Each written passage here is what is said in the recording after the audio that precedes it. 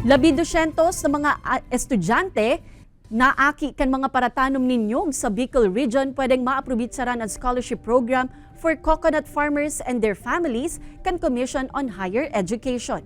Uya ang report ni Jessica Kalinog. Extended hasta sa October 15, 2023 an application para sa COSCO o Scholarship Program for Coconut Farmers and Their Families. Sa ruining programa kan Commission on Higher Education as in Philippine Coconut Authority na pwedeng aprobitsaran kan nasa 265 na mga aki kan mga paratanom ninyog sa bilog na Bicol Region. Sigun sa paraniniyog na si Tatay Apolinar kan Barangay Itulan pa sa Cauca Camarines Sur, dakulang oportunidad ang siring kaining programa para sa saindang mga aki. Urog nata ang dating nagko-40 pesos na presyo kan kopra, nasa 25 o 26 pesos na sa nasubuot ngunyan. Kung iyo sa nang sulamenteng aasahan ninda, day man makakasustinir kan mga pangangaipo kan nasa kolehiyong mga aki. Hapotong ko nga ngon asinda itong aki ko kung gusto. Kung gusto di i-apply ko dyan. Dakulang tabang para sa arog ni Nanay Elsa, na apwera sa 20 anyos na aki. Pigpapaklase man ang duwang makuapo na nasa kolehiyo.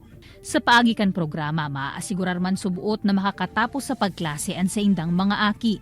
Ako ma'am, kaya maluya ako ma'am, tamayo man akong adal na kaya po mga ipapa-eskwela ang mga aki tangarig maka-adal sinda. An COSCO ipigmok na subuot kan SHED asin PCA ngunya na 2023 sa paglaom na matabangan ang mga paraniniyog na makahawas sa pagsakit. Siring man na mas mapakaray pa asin mapagayon ang produksyon kan sektor kan agrikultura sa nasyon.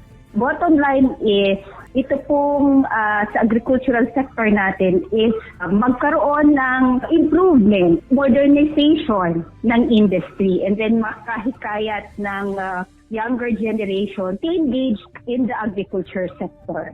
Ang mga interesadong makaaprobitsar kan scholarship program, pwedeng magrehistro online sa CHED Scholarship Program Portal. Digdi, mahihiling ang mga kwalifikasyon asin rekisito na kaipuhan. Nasa 31 ng mga priority course naman ang pwedeng maka-avail kan scholarship na ini. Asin ang mga makaka-avail na estudyante, igwamanin kaipuhan na imantinir na grado, asin kada semester ang magiging evaluation. Kaibanan si Jovel Obiso, Jessica Kalinog, Balitang Bicolandia.